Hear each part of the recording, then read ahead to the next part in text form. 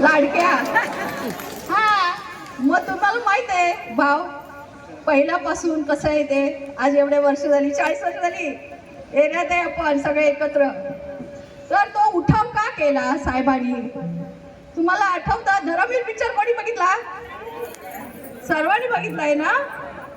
त्यात काय बोलले रे साहेबांना गेटच्या बाहेर ठेवून? काय ती बाई आली बोलायला, ती काय बोलली? हु इज एकनाथ शिंदे. कोणाला आवडेल की आपल्या नवऱ्याला दरवाजाच्या बाहेर बसवून नंतर ते लोक उबाटावाले घ्यायला येतात? हा अपमान काय कमी आहे काय साहेबांचा?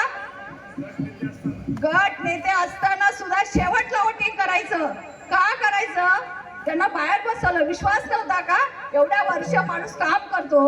हा स्वतःच सगळ्यांनी तारीफ केली साहेबांची. सगळ्यांना माहिती आहे ते खरं बोलले, सगळे खरं बोलले.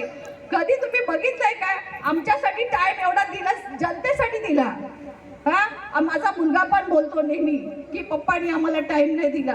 पण त्याला आता कळतं की राजकारणात टाइम किती भेटतो. थोडासाच टाइम. मला लग्नाला जायचं होतं म्हणून बोलणार नव्हती, पण हे आता बोलणार होते.